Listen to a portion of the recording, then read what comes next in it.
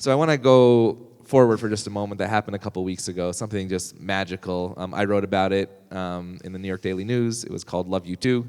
And I got a text from our common friend, Tamir Goodman, the Jewish Love Jordan, him. who brought Ophir Engel, a hostage who was in Gaza for 54 days. And he was brought to the All-Star game. I say that because you tricked me at the end of the story. And they wanted to meet Ernie Johnson. They went up, they met him, and they got a picture of him on the desk. I sent a text to you, and you said, I quote, "I don't mean to basically steal your thunder, but I brought Ophir Engel to the All-Star game." That was my pettiness coming out. That was amazing, though, because then you told me the story. How is it now that you, a 22-year-old Instagram star in Long Island, have the ability to bring Ophir Engel, an 18-year-old young man who was held hostage with his girlfriend's father, Yossi Sharabi of blessed memory, who was killed in Gaza, to the NBA All-Star game to live out his dream? How does that work? So first things first, thank you to Tamir, because I think October 8th, Tamir posted on his story that Ophir was kidnapped. And not that he was more special than any of the other hostages, but just the common denominator of the basketball fans. It really hurt to just watch that. And I guess everyone adopted a hostage in a way, but Ophir was kind of my adopted hostage. And I asked Tamir if he could connect me with Ophir's dad, who then Tamir told me works at Shalva, which who is an I amazing did a organization. sports camp with Tamir with at Shalva for disabled kids. Very near and dear to my heart. I love them. So, long story short, we weren't sure if Ophir would come home or not. And when I found out he was, I was like, well, I made a promise to myself that if he came back, I would do something nice for him. Wow. So, I go to his house in Israel. I have a sit down with him. And I'm like, so what do you want to do? And he's like, I want to meet Luka Doncic. I want to go to All-Star game. And I'm like, done. And I was like, oh my God, how do I make this happen? But I was like, yeah, you got it. So I asked a couple people for Adam Silver's phone number. Because that's just a normal thing to do these days. Well, NBA players all have it. I didn't have it. And I'm like, you know what? Screw it. Like, what do I have to lose? So I call him.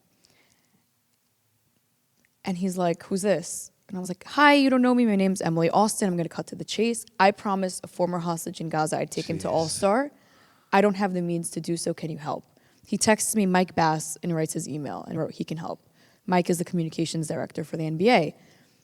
I thought I'd have to like beg and sell the story. I get on the phone with Mike. He's like, yeah, Adam told me. So how many tickets do you need? Oh my gosh. I was like, oh my God, this is insane. But now I promised Luka. So who did I call for that? This guy who works like with Mark Cuban. Mark knows who I am. We follow one another. But I called like his staff because that's if you really want to get things done. Yep. They're like, sure, date and time.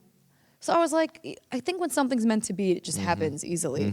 So thanks to that. So once Ophir got to All-Star and everyone saw him, like Tamir and Happy Walters, they gave this kid the experience of a lifetime. And I saw the pictures. I couldn't go, unfortunately, but they looked amazing. And Tamir hooked him up and Happy hooked him up. And the Pacers, it was just like a dream come true. For me to watch it, it was a dream. When we got him on the set with Ernie Johnson and Inside the NBA, Ernie posted and I asked, could I post? And he reposted my tweet. Oh, wow. He said, I did not realize that my All-Star game weekend was going to end like this, but it has impacted me in ways that I will never know. Wow, I need to see that tweet. And so to hear that, understanding how it all started is really an amazing thing about what you said, building these relationships in order to, we can say all we want, but in order to make things happen, you actually have to push send on those texts as well.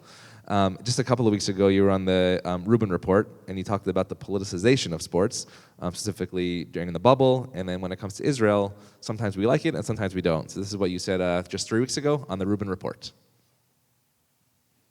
Call it my own hypocrisy. I was like, stop making it so political. But I loved how they stood up for Israel, the NBA. Most of the teams did, and the NBA actually put out a statement, and LeBron put out a statement that got so much hate, and they stuck by their statement. They didn't delete it like Kylie Jenner did.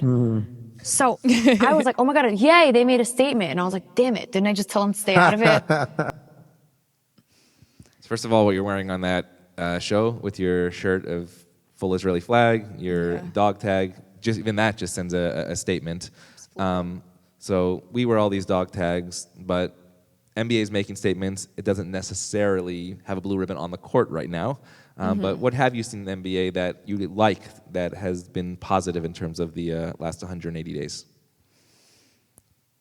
the NBA itself, which was very bold, came out with a statement condemning October 7th, which shouldn't have been so hard for the whole world to do, but a lot of people like did not, which was very disappointing.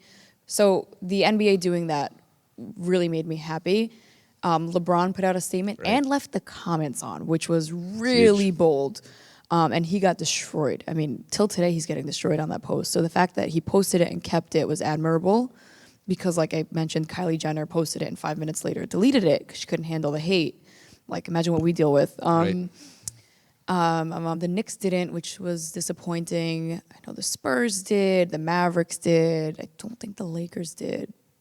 But I noticed a lot of teams put out a statement. So I was like, wow, this is really nice. And in that moment, like I just said, I was like, wait, I thought I didn't like when the NBA got political, but now I do. So make up your mind, Emily. But that was very nice. You know, it gave me a feeling, like a lot of times Jews feel very isolated and like we're in this fight alone. So to see like my favorite sport come out with a statement saying we support you, you're not alone, I was like, wow, this is emotional for me. So